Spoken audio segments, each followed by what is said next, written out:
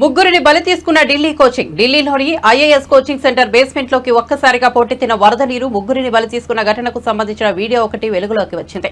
నిబంధనలకు విరుద్ధంగా బేస్మెంట్ లో నిర్వహిస్తున్న లైబ్రరీలో ఉన్న విద్యార్థుల్లో ముగ్గురు వరద నీటిలో చిక్కుకుని ప్రాణాలు విడిచారు. వీరిలో తెలంగాణలోని మంచిర్యాల జిల్లాకు చెందిన తానియా సోని కూడా వీరిలో ఉన్నారు. తాజాగా వెలుగులోకి వచ్చిన వీడియోలో వరద నీరు ఉధృతంగా బేస్మెంట్ లోకి దూసుకెళ్తోంది. దీంతో భయపడిన విద్యార్థులు బేస్మెంట్ నుంచి బయటకు వస్తూ త్వరగా కింద ఇంకా ఎవరైనా ఉన్నారా అనడం వీడియోలో వినిపిస్తోంది. 7 గంటల రెస్క్యూ ఆపరేషన్ తర్వాత తానియా సహా శ్రేయ యాదవ్, నవీన్ టెల్విన్ మృతదేహాలను వెలికితీశారు. బేస్మెంట్ నుంచి నీరు బయటకు వెళ్లే అవకాశం లేకపోవడమే ఈ ప్రమాదానికి కారణమని Delhi fire service chief Atul Garg తెలిపారు. భవనం నిర్మాణంలోనూ నిబంధనలు ఉల్లంఘించినట్లు తేలింది. ప్రస్తుతం లైబ్రరీగా ఉపయోగిస్తున్న బేస్మెంట్ ను స్టోర్ రూమ్ గా ఉపయోగించుకుంటామని అనుమతులు తీసుకుంటున్నట్లు ఢిల్లీ మున్సిపల్ కార్పొరేషన్ చెబుతోంది.